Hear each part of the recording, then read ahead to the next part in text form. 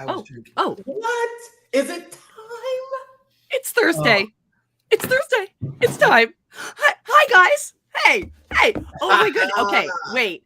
If you handsome men are here and it's Thursday, it must be Business Building Book Club. Welcome everyone to yet another episode of our favorite book club, the Business Building Book Club, where we dive into books that are going to help you ignite your message, your mission, and your movement, attract the right customers to you, and really take off.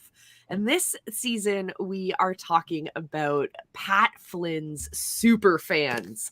Oh, I love this. The easy way to stand out, grow your tribe, and build a successful business. This book has great stories, easy to understand examples, and exercises for you to implement everything you're learning in these chapters. So while you're doing that, why not join us while we dive in and talk through our favorite highlights, our insights, and all of our experience in the marketing and digital marketing space we bring to the table. And it's not just me. I'm your host, Molly from Visibility Hacking Studios, but I bring the best, most handsome men in the world to us. We have Mark, the mental marketer, and we have Lefty, the video Jedi, as well with us. So, my friends, this was a hefty chapter. We are starting part 2 of the book, and we know I should find the Molly, just kick us off. I love this chapter so much. There was just First, let's talk about how we are moving up the pyramid. So we started at the very bottom of the pyramid, talking about our casual audience, the people who just sit back, maybe watch us, but they haven't yet subscribed. They haven't yet followed us. They haven't yet subscribed to our email list. So we learn all of these fantastic strategies in part 1, and now we have moved up. We are now into the active audience, and we're looking at how we turn that active audience into our connected communities. So Pat explains that the connected communities are the ones that start from when you give an offer out there. These are the people who are actively making the decision whether it fits for them or not. That to me was a key way of understanding the difference between them. When you give them an offer, they don't automatically just discard it. They look at it and they make an active decision whether that's the product for them. So before we dive in, any thoughts, feelings, parts we want to highlight? Mark, you go first. You were waving. Who? Mark? Go. Mark. Well, hey, welcome everybody out there watching. Just want to give a special shout out to Molly. Man, you put this together, and ever since I've been a part of this with you two, I've seen dramatic increase in the growth of my audience. And I just want to say that your work, what you do, Molly, is appreciated. Thank you. Thank you so much for sharing that, Mark. I appreciate it. Yeah. So it seems like we've taken another trip around the sun, or the sun is taking a trip around us. But here we are, another 7 days later. Seems like so much happens during the week. I've watched some playoff basketball and saw my team just lose terribly. No. Graduate season is upon us here in the United States. It's that time of year, and I've got a few relatives that are going through that process. And then at the same time, it seems like my YouTube channel is going whether I'm there or not. You know, it's still starting conversations. It's still just from the concepts I learned and implemented from this book, taking person from casual to active, it's having conversations while I'm doing other things. So I'm just encouraging all of you out there, if you've got what is it? What did this book cost? $10, I think. $24.99 according to the back cover. You can get it from about $10 off Amazon. Yeah. I think it was $10, and I think no, I got this one standalone. Spend the $10, and if you don't have the $10 to spend, just buy one of my mid-price products, and I'll send you a book for free. Yeah, perfect. But excellent book, excellent book. Recommended reading for growing an audience. This is what it's really about, is growing an audience and connecting with them, and not just connecting with random people, but creating that tribe, the tribe of super fans around you. And it has been an excellent book. And you both know, just bonus on top is that Pat Flynn himself, the author, has been retweeting our episodes. Yeah. The episodes themselves? Well, yeah. Well, the link to the link, I'll post the link in a tweet, tag him, and he's retweeting it to his hundreds of thousands of fans. That's incredible. That's so awesome. Hi, Thank you, if you're Pat. watching. Thank you. All right, for any Pat Flynn fans watching potentially right now or in the replay, we love you just as much as we love Pat. Okay, this book is awesome, and he is awesome, and you guys are all awesome, and we're here to create more awesomeness. Yeah. I love it. But I gotta check in with Lefty. I need to see what mug you're drinking out of today. Oh, because life is better in Canada. Life is better in You're Canada. Monopoly man. I love Monopoly man. There it is. This is actually without tipping the coffee. As you could tell, this is a pretty big mug. I once gave my dad this mug for coffee, and he was like, "What is this, soup?"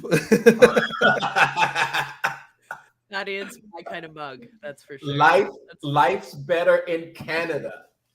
Absolutely. A little north, a little nicer. So let's dive in, shall we? So crack your books open, my friends. We're going to start on, do I have a highlight for you guys? No. Let's dive into the first official chapter in part 2. Mark, I love this. And it's my favorite color. Yes. So the first chapter in this section is Let Them Take a Shot. Simple information in this chapter, but there was something that I just needed someone to say it in these words and make me go, this is important. So letting them take a shot. Let's summarize because we got a lot to get through today. Letting them take a shot is all about giving your people the ability to fill in the blanks, is the way I think about it. He gives us this great example of a science channel that went from creating engaging videos that were barely getting any comments. We all know if you play the YouTube game, we have all had those comments where it's like, why did you even bother commenting? Like, or that was such a short comment, or it was such an unconnected comment. We all know that. It's not really feeding engagement, but at the early stages, we all want to count those as engagement, and that's okay. But then this channel made one change. One change that is a rather simple change, but created a huge impact in their channel and in their engagement. And what they did as a science channel, I watch a lot of science channels, and they're all about explaining how the science works, showing you and explaining. This channel did one thing. They took away the explaining. They ended their videos. Instead of giving the answer in the video, they ended the video by asking the audience, how do you think this happened? So they answered the first important question when you have an experience, which is what happened. So they show you what was going on in the experiment. They're showing you the experiment, but they don't tell you how it works. And they ask their audience. So their questions, the answers they were getting like 850. The first video they posted, 850 comments. Yeah. Wow. Of people having answers, people cross communicating, engaging with each other, replying to each other. And it's all because they gave their audience the opportunity to fill in the blanks, to be part of it, to have their say in some way. What did you guys think about this chapter? Yeah, I mean, like, I think with the chapters that he gives, it's like there's so many different ways that you could do it for your business, right? Yeah. Like, I mean, I think it also varies from like industry to industry, right? Like, I don't really know, because I know, Molly, you and I especially, and Mark as well, like we kind of play in that coaching space. Like for example, based on the science thing, I wonder how this would work. You show a bank account, has $10 million in it. And then what do you just say? How did I do it? And then get 850 comments. Like, I really think it does. I think it does matter, the industry, as to like how you're going to let your audience take the shot. Right. Yeah. Because I mean, what are you going to do? You're going to have a bunch of people saying, well, first you messaged a couple people, then at that point you hired a VA, and then like, so the science definitely works because, it's something that's interesting. It's like, even the whole thing with the potato that creates electricity, right? Like, how does that even happen? It's really remarkable and interesting. But take a shot is awesome. I think, see, even for me, this is one that stumped me because as a visual effects artist, it's like people don't understand what I do. So if I was to, let's say, do like a post-apocalyptic scene and have all these buildings crash and come down and planes blowing up in the sky, I don't expect the average person to turn around. You're literally saying it, Lefty. Right now. You're literally saying it. You're saying visual effects. Easiest way to put up a short piece of work and say, how do you think I made this? Is this real or not?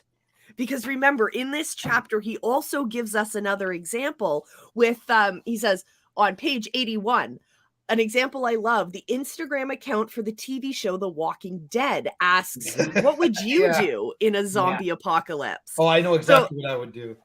So having those hypothetical questions, that's a great way of engaging your audience. Having them try and sort out whether or not something's real in a visual effects space, heck yeah. Or do you think this would work on a do you think this would work for a summer campaign? How do you think this would work for a summer campaign? People love to give their opinions.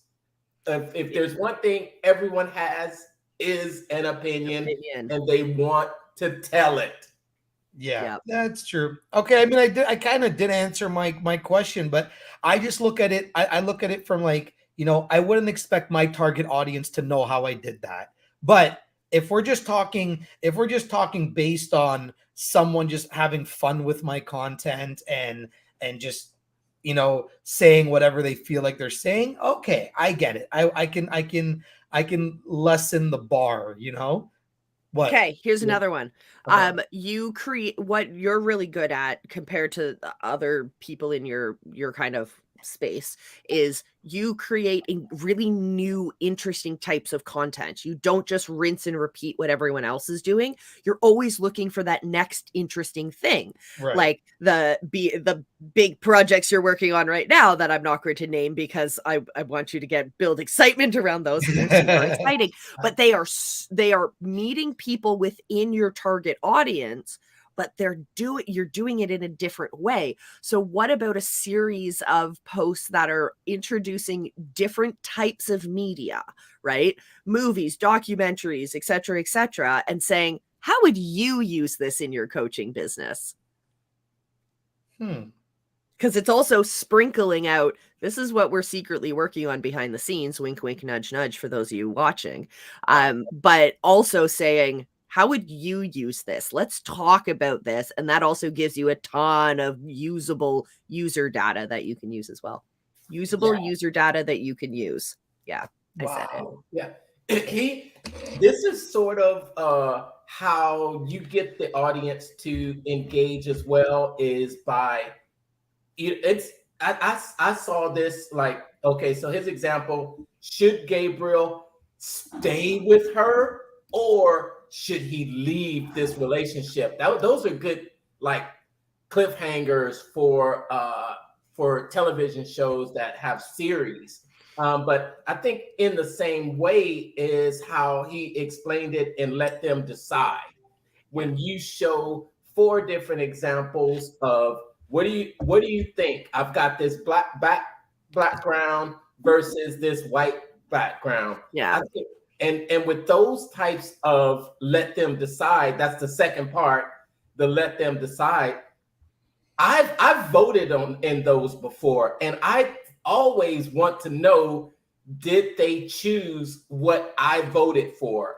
And I also have a tendency to go through and see what is everybody else voting for? You know, am I going to be different, or why is everybody else saying why they want to vote for this particular style? He gave the example with Amy Porterfield and with her fonts, and you put your opinion out there. I like font number 4. So I think it, you know, when I was reading this chapter, I went back and I said, let me go look at the comments that I'm getting on some of my content, right? And I said, okay, so with the casual audience, I'm getting comments like, oh, wow, great video. I love this. Good info. But then I'm looking at different comments like this. Okay, then I'm looking at the comments saying that would work well for, my business. Or do you think this would work well if I did this? Those are not just comments, but they're questions where they're actively getting involved, and they can actually see what I'm demonstrating working for them. And I kind of like backtrack and said, okay, what did I say in this video that kind of caused them to do it? And he hit it on the nail in this chapter, because I was asking them to make a choice, and I was asking them to decide. And Pat did revive a segment that I used to do that I think I'm gonna bring back. Not sure where I'm gonna bring it back though yet, whether it be Facebook or Instagram. But is it the man that your man would smell like? No, it's the She Knows Best campaign, Mark. Come on. I love that. Actually, you know what the funny thing is? I put that to the test. Okay, for those just quick iteration, like to kind of just go off track a little bit. Okay, so I made this video based on the campaign that revived Old Spice, which is an old commercials from like the early 2000s. And in my video, I talk about how 60% of deodorant purchases for men are made by women. And it was funny because I put that video out, and later that day, my wife was going to the mall, and I said, "Oh, I need a new deodorant because I ran out." And I get I get the Dr. Squatch deodorant because they have the best products and they smell so awesome. Now I said to her, I go, "Can you please go get me a deodorant?" Funny enough, after I got the product back in my hand, I started to think, did she get me a deodorant based on what she likes? And then it really brought everything home, because it's essentially how Old Spice marketed a product for men to women. And I was thinking, oh, did she buy this because she likes this smell on me or thinks she's gonna like this smell on me? And that's how my brain started to go. And I'm like, wow. Well, think about the way that Was it a different scent than you normally get? Or, yes. Yeah. It was something that she chose. Yeah. So remember, we're about the same age. So remember the like Axe deodorant days? Oh yeah. That spray Axe you can get deodorant. any So girl like you want. we're in high school, middle school when that's getting popular, right? And the kids, like guys were I was gonna say eating that up, but that Tide Pod challenge came later. But the marketing behind Axe deodorant was you spray Axe on, you become a chick magnet, literally. Like they flock to you and stay attached to you. And I think that's interesting because they're associating the smell with the attraction, and now you're bringing it completely around to actually the agency sits in the hands of the women who are choosing the smells that they like. Yeah, and it was actually really funny because in that video I said, so when I think I'm having discovery calls with the wrong people. I should be booking these calls with the people's wives. Because if they're making the big decisions, I might as well be talking to them, not the actual business owner. Sometimes that's true, actually. So I really like this chapter. Mark brings us to the next chapter so perfectly, which is to give your people the opportunity to make a choice, to decide, to have agency in the development of your brand and the community that you're building. And I thought that was so interesting because so often people are doing this. And someone I find who uses this within her brand so perfectly is Carla White. Carla White is a fantastic app developer. She runs Hero FM, which is like, she is revolutionary in the tech space, and I am so honored to know to be able to know her. But she plays a lot in AI generation stuff and AI tools, and so she'll generate some really cool AI art. And a lot of times in when you're developing AI art, you'll get multiple options or slight variations on the same image, and so she'll post those and she'll ask people, like, these 4 images are similar to each other, which one do you think is best? And then she takes that the answer that's most popular and she generates that image further. And so her community gets to participate in the development of these pieces, which is entirely on brand for her, but it's also in her world, in her space, in her tribe. That is fun and engaging activity for the team.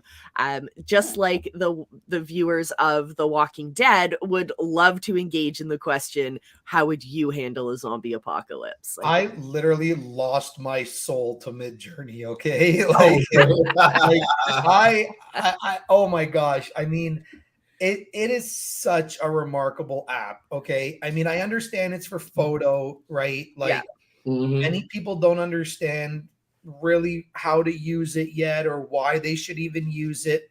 But, you know, it's not okay. So the best way that I've been using it for myself personally is it's not every day you're waking up with a photographer and a videographer next to your bed, right? Like, you don't just have someone who's gonna wake up with you at 5 a.m. or 6 a.m. and just start snapping pictures of you throughout the day.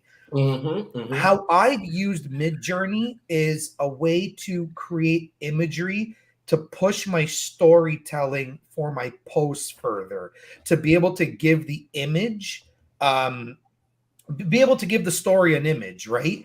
And that's how I've been using it. And I also feel like it's becoming a little like my audience has become a little bit more interactive when I'm actually creating these like CGI images versus just having the post. Oh yeah. And I taught ChatGPT how to prompt Midjourney. So if anybody wants to know about that, just feel free to message. Let's talk. Yeah. Yeah. Photos are much more engaging than just text alone. Just adding an image is going to get your content, I think, at least 2 to 3 times more exposure. Yeah. Especially with the feeds nowadays. How many text only posts do you read? How many text only posts have you seen? Especially when they go longer. I'm looking at Facebook. Hey, Zahuru, what's up? Good to see you. When you have to see 3 lines and you have to hit more, and we all know that when you have to hit more, Lefty, you're just swiping, you're just scrolling, right? Yep. Yeah, you know what? It's actually like one thing I love about Midjourney too, and I don't know, I'm sure chat has the same type of feature, but I really love the aspect of, okay, I'm gonna call a spade, and what it is. Like any new technology that comes out, there's gonna be a perv on the internet. Okay, Pervert. There's gonna be a pervert on the internet. Okay, that's what it is. But because Midjourney and it makes sense and it makes sense with what we're talking about, because when you're creating these images, you're creating these images in a Discord community chat that's open where everybody gets to see what you're creating. Not always.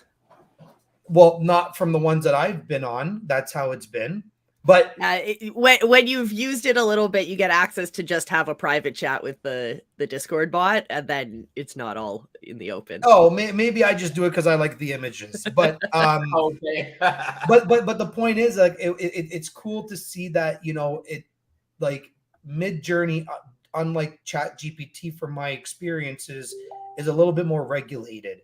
But it's cool that they built this community of people that can share images, that it could be open to the public. You know, and you can build off each other. Yeah, you can build off each other. If somebody uploads an image, they can copy that address and create their own images and whatnot.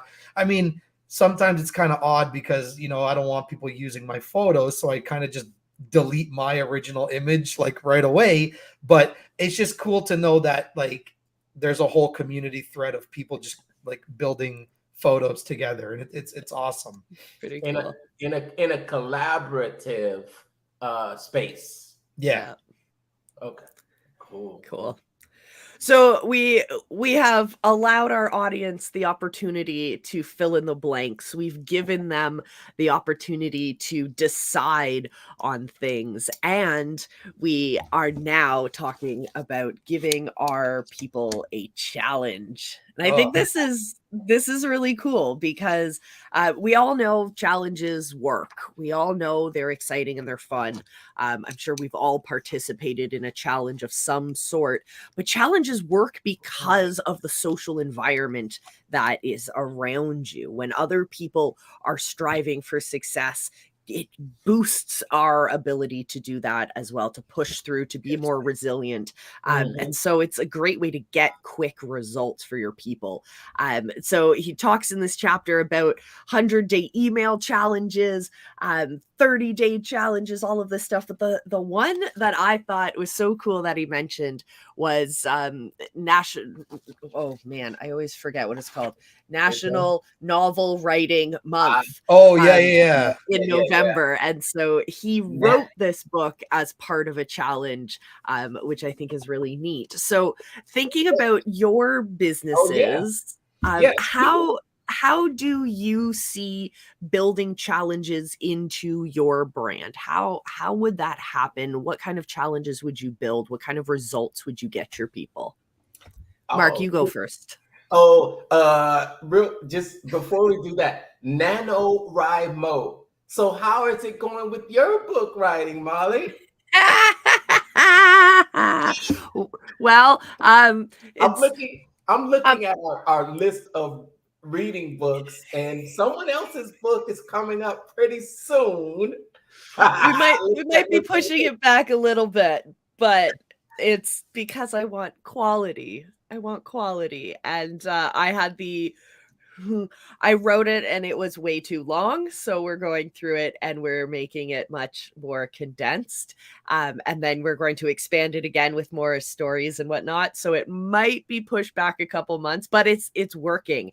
And I am going to be utilizing long story short, I have a great friend who earlier this year locked himself on a cruise ship so that he could write his book. And I am taking his advice and I am doing the final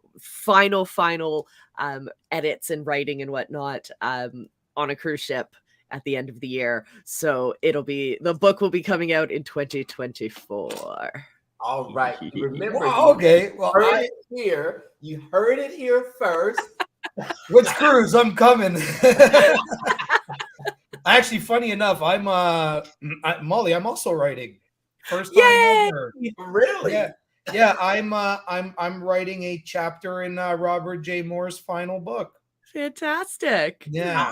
That's the guy you had on Friday Night Live last week. Yeah.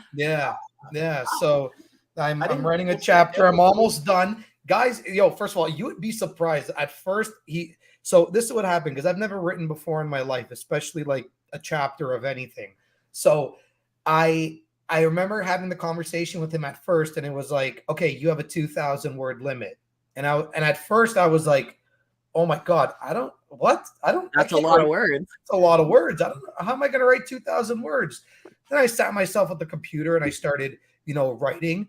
And I noticed that within like 3 minutes, I had like 70 words down. And I was like, oh, this actually isn't that bad. Yeah. But then all of a sudden, getting to 500 words was a stretch. And now that I'm at like 1,100, 1,200 words, I'm like, I only have like 600 words. I guess.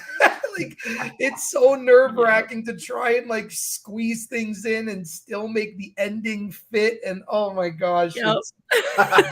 it's been a fun ride, and it's been a fun ride so far, and I look forward to completing it and having everybody read it, essentially. That's fantastic. Yeah. We're gonna have to put that book on the reading list as well. Heck yeah. Can't wait. All of you out there, just stay tuned. We got Molly's book and Lefty's chapter. Awesome. So how would you guys use challenges in your business? How would you, Mark? So that's interesting, because challenges aren't something that I was just introduced to from this book. And this was probably the shortest chapter, but I have a challenge that I've run.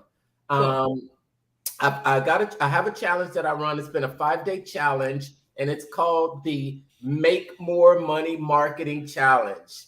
And in this challenge, I teach how over 5 days how to craft an offer, how to put together how to get an idea for an offer, how to put the offer together, how to craft the sales process, and then how to promote that social media marketing over 5 days. And I ran that challenge for several months with really good success. And it really took, the engagement was through the roof. Awesome. Engagement every day was through the roof, and it netted me multiple clients that I worked with over months. I'll bring it back someday. But it was, I don't know why I didn't, because I had it to the point where it was just automatic. It was almost like I had all the graphics, and I still have all the graphics. I have every day scheduled and what needs to be done, communicating back and forth. There was a big challenge last week, actually too.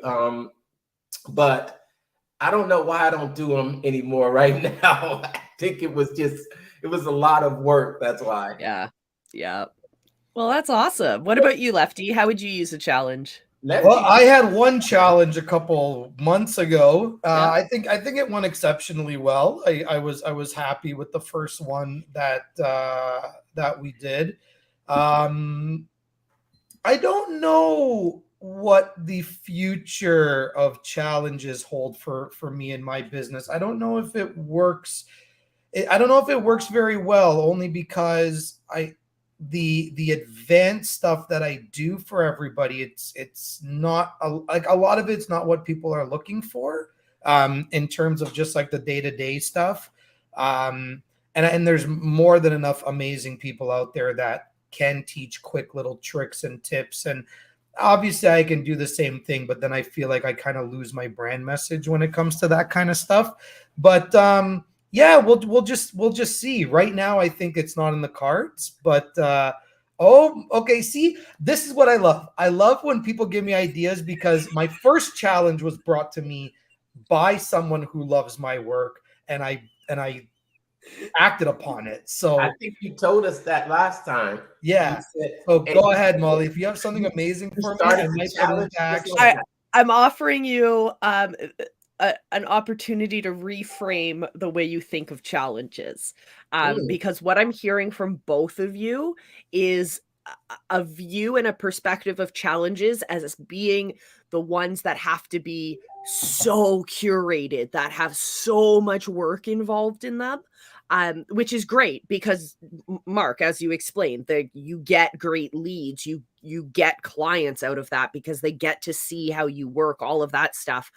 But the challenges that I've done in the past that have been the most successful were surprisingly not those challenges.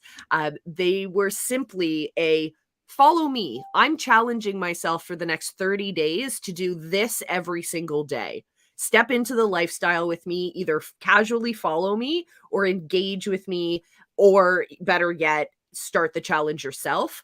But by leading by example, in so much as, hey, I'm reading 30 pages every morning, follow me. Here's my summary for what I did today. This is what I learned.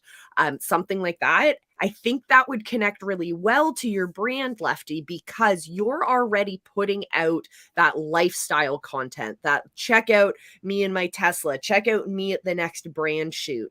So maybe think of like, coming. Yeah. So maybe think about like 10, heck, let's go all out. Let's say 30 different tips that you would give someone to step into your lifestyle or to become your perfect client. So say you want someone who has some sort of camera presence. So maybe a couple tips on camera presence, maybe a tip on reading in the morning, because I know that's something you like to do and that centers you. Maybe like those kinds of snippets of like, this is 30 days to become unstoppable or whatever. You've just reframed my thoughts about a challenge, because when you mentioned that, I thought about this challenge that I'm a part of this month. It said that May is, kind of connect outside of social month. Yeah. So the challenge is for 5 days from May 20th to May 25th to spend 30 minutes completely disconnected from your social media. Yeah. And to stay. So what the participants are doing is each day they are just commenting what they did to disconnect from being online. Exactly. Exactly. So you could do just a 5-day content challenge. Create a piece of content and just post it for 5 days. You just reframed how I'm thinking about challenges, not a big event, but just these smaller daily things that you can accomplish in a quick amount of time that will lead you to maybe just changing your habits. Exactly. Or change a habit to reach a result. Thanks. You want to get really nitty gritty into the marketing of this and like the psychology behind it. So if you take the objections that are most common when you are like whatever stage of your business people are walking into, you take those most common objections, you create these types of challenges that deal with and address those objections. So when people are engaging in your challenge, they're already overcoming the things that are most likely to build that resistance in the sales process. So if people are like, oh man, there's someone, Catherine Jones, in her coaching program I did, she had a task, an action step for people who are at a certain level who really needed to get those first clients. They created their very first offer and they needed to test it out and straighten it up and start to get those first clients. And so she gives them the challenge of go out every day and talk to 10 new people. And she has like a formula for it and all that. But when you give people that kind of an action step, you're helping them overcome those objections. And that can be done just from the content level, where we're talking about turning people into your active community. But it also works behind the paywall within coaching programs and so on and so forth. Start with laying out all the objections and all of the things that, all of the hesitations, all of the questions, turn those into your short content challenges, and you're just feeding people to your offer. Fair enough.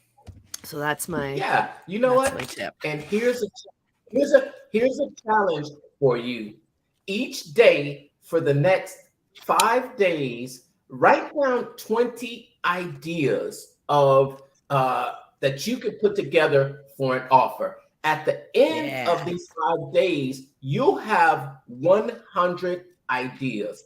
All of them won't be good. They won't be perfect, but you'll have more than you have today. And you can sift through 100 ideas to find at least 15 to 20 great ideas. And there you have your content written for the next month.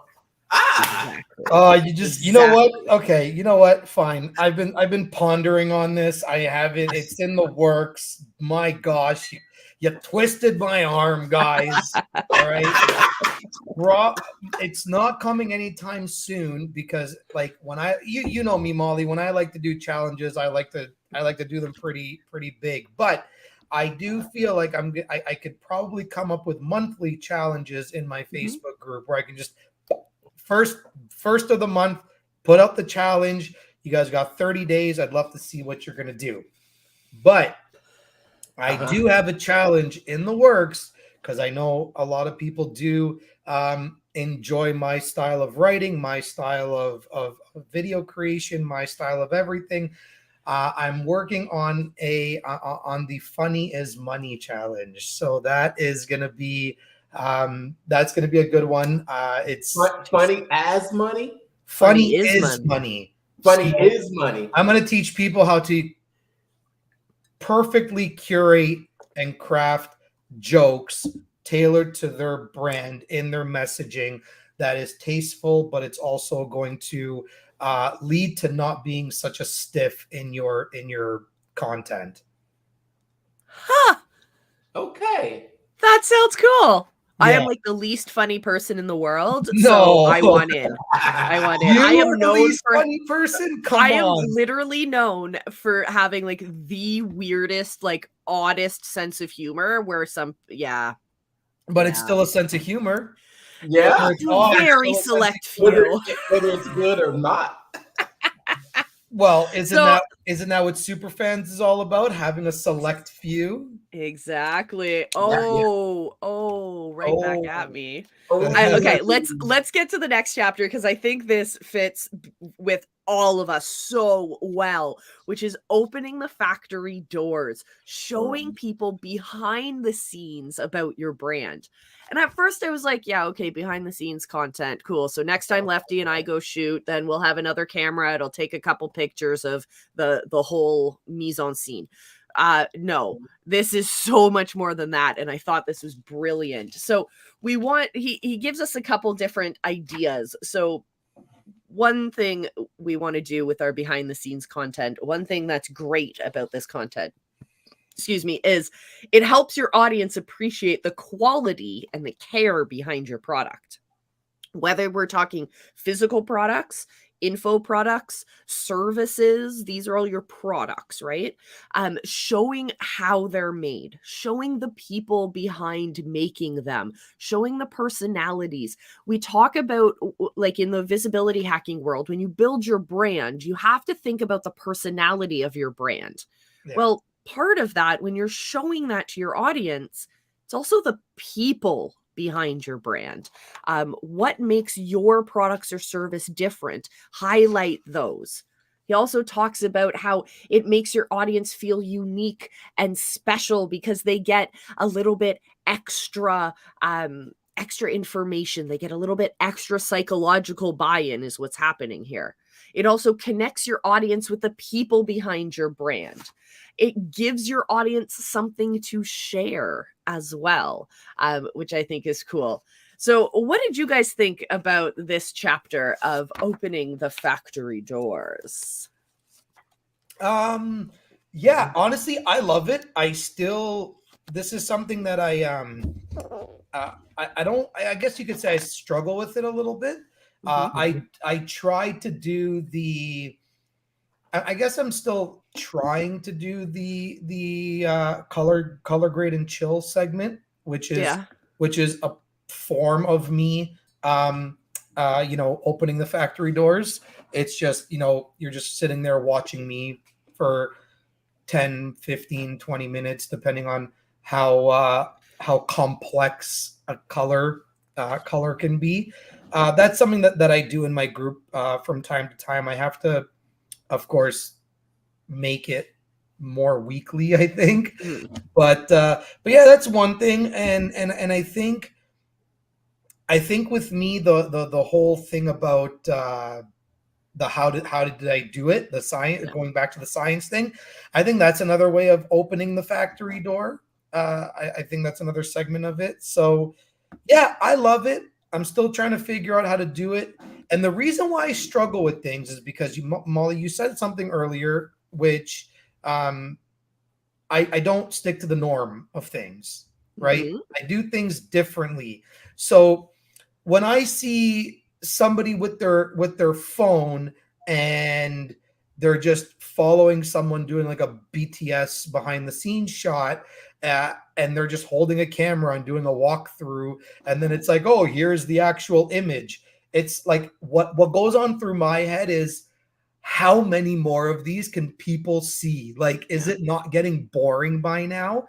So that is where it's like I would rather put myself in this state of ripping my hair out to find the next best thing in order to give the audience something that they truly want to see different than just give them the different. So, or give them the same, I mean. So that's my take on open the factory doors. I think it's awesome. I think it's a great thing to do. People that are afraid to open up their factory doors, if you are afraid, I really tell you that you should really reconsider the line of work that you're in, because the only way you're afraid is if you think you're replaceable, right? So if you feel like you're replaceable and somebody else can do your job, then I understand why you wouldn't want to open the factory doors. But for those people that, have a certain skill, that take a lot of time to do what we do, who are not deemed replaceable, have no problem opening up the factory doors.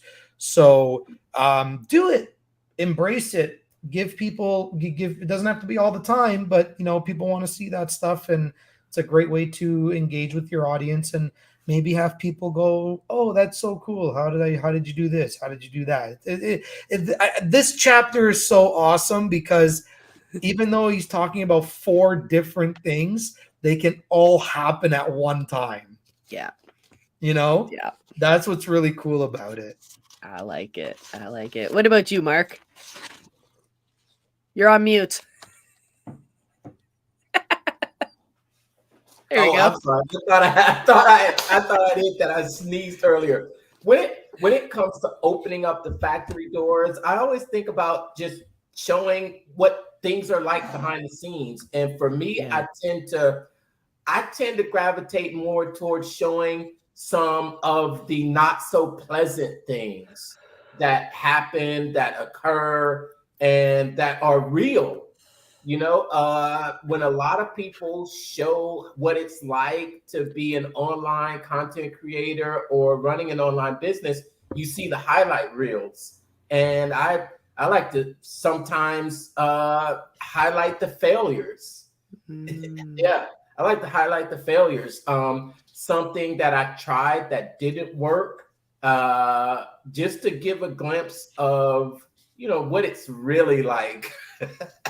You know, that video that is still sitting out there with 2 views.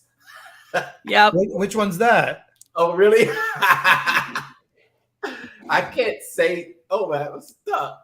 Go make it 3 views. Which one is that? It's an interview I did with bleep, bleep, bleep. Okay. Did you? Oh yeah, what that video? I can't reveal. You have to go look at my channel to see. Yeah. Watch all the videos. Yeah, go look through my video in the channel. You'll find something that you like, and while you're there, like and subscribe.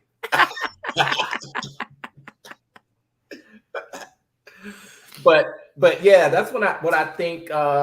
You know, the example they told in the example he gave in the book about the honey bunches of oats lady.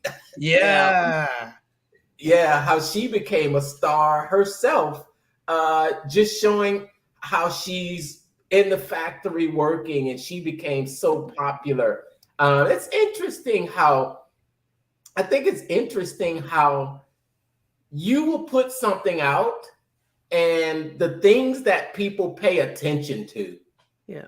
The things that people pay attention to, they sometimes aren't what you want. You're like, oh, that's what you got out of that? And you're asking me about my shoes? Yeah. Yep. You're asking me about my glasses and the glare? You missed the entire point of of the post.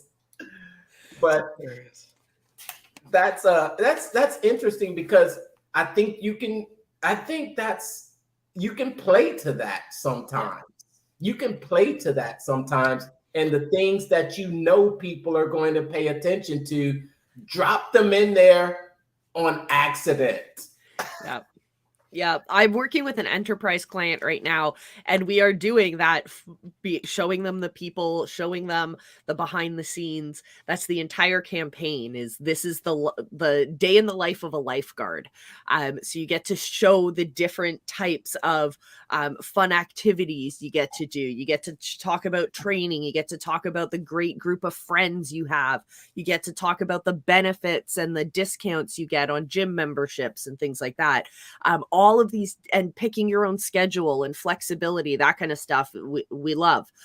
So it's really neat to see how it's like, I didn't think that Pat Flynn would be talking about that. And the entire campaign we're working on is entirely that. So I think I'm going to relook at the campaign details, see if there's anything I can switch around, and maybe have moments where instead of just following the character of this lifeguard, instead have them turn to the camera and engage a little bit more, maybe ask some questions, maybe give them some place to add their feedback and kind of incorporate other things that we've been talking about in these chapters, because this is gold. Yeah. Gold. Yes. Gold. So does anyone have any final thoughts on these chapters? Because we are going to dive in next week to the second half of part 2, so that we really give each of these chapters time to flesh them out and really talk about. Next chapter, stage a gig. That used to be my playground. So I know very well how to do that. But yeah, it's he. The thing is just, people look at a business like a business, and it's like they think it has to be a business because it a lot of us come from this 9 to 5 type of world. Yeah. Excuse me. And it's interesting when a lot of the times you forget to incorporate the lifestyle aspect to it. Yeah. You forget to breathe some life into your business and who you are. And there's one individual which oh my gosh, I can't remember her name right now, but she owns a company called Cookie Dough something, Cookie Bro. It was something like some kind of company like that. I'll put it in the comments afterwards. But she built a massive following on LinkedIn because it was constantly lifestyle. It was constantly baking. It was constantly opening up her labels and packages of things that she was getting. It was talking about the struggles that she went through with booking shows and so on and so forth. And it's just like, what you don't have to sit in this realm of, just because somebody wants to show their bank account to people doesn't mean that you have to do that. And it's also like a very, very small portion of the population that actually care about numbers in that way, right? Like, so find ways to open those doors, open the factory doors, do the challenges, like showcase more of you, right? And that's what I'm learning right now. That's what I'm doing right now, creating more of a lifestyle brand around my Create with Leftetti's brand. That there is a cinematographer behind the marketing agency. And I'm really excited to see how things are going to go once I open up that door, once I start telling more stories, once I just showcase, and I don't do it very often, but showcase the beer that I like to drink and the wing flavor that I love to eat and stuff like that. So I think it's going to be really interesting, and I hope everyone's around to follow that journey, and you guys are going to see some different stuff come for me, and I'm really excited. It might lead to more sales, it might not lead to any sales through it, but we'll see what happens. That's amazing. That's amazing. Mark, any closing thoughts today? This entire chapter is just about creating content that gets your customers engaged. Now, and the different ways to get your customers, your super fans, to get them, because they're not super fans just yet, but to get your audience engaged and being an active participant. And I made some, reading through this chapter, it pointed out some, it's shown the light for me on some things that I could be doing better. To actually turn those audience members into more engaged members. And I think I mentioned it at the top of the show about the comments that I see on my videos, that they were compliments. They were compliments about the content, but I want to make some adjustments and see more engaged comments. And from what I've learned in here, now the stage a gig and the exercises that he gave further about basically bringing your tribe together offline, that could possibly come in the future, but not right now.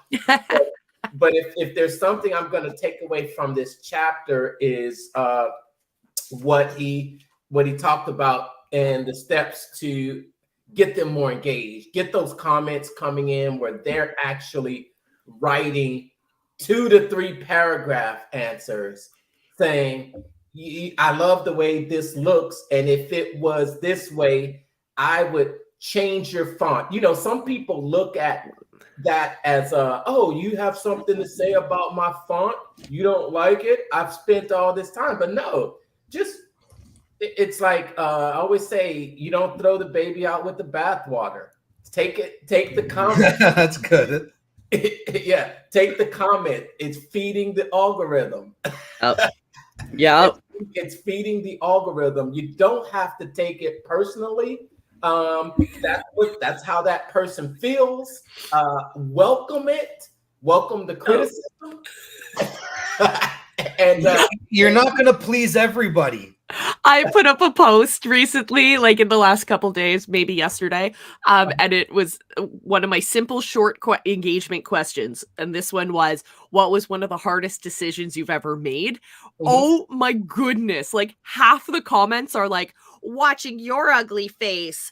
The easiest decision is don't recommend this channel. And it's just like this huge group of them. When did this happen? And I was reading them yesterday and I was like, this is hilarious. Like, thanks for taking the time on like a 5-second video to type out your comment, because that fed the algorithm, not only because it was a comment, but also you had to watch the video more than once while you're typing it. So, okay, I'll take it. Molly, that gave me a video idea for you. Like, you know how, do you know the YouTube videos, Hollywood actors read nasty tweets about themselves? Yes. I was thinking we should do that. Make a video. You should just make a video of that. Be like, Molly reads nasty comments about herself. And let's do it. I'll collect a bunch. We'll do it on Sunday. Yeah. Oh yeah, let's do that. That'd be hilarious. And we'll pop them up great. on screen. I'm so excited. All right, my friends, yet another episode of the Business Building Book Club has come to a close. We're going to close our books. Put your bookmarks in, close your books. Actually, Mark, I got a cool new bookmark. It's a chip clip.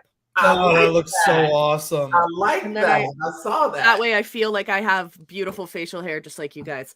God, I don't have one. We are going to come back to the second half of part 2 next week.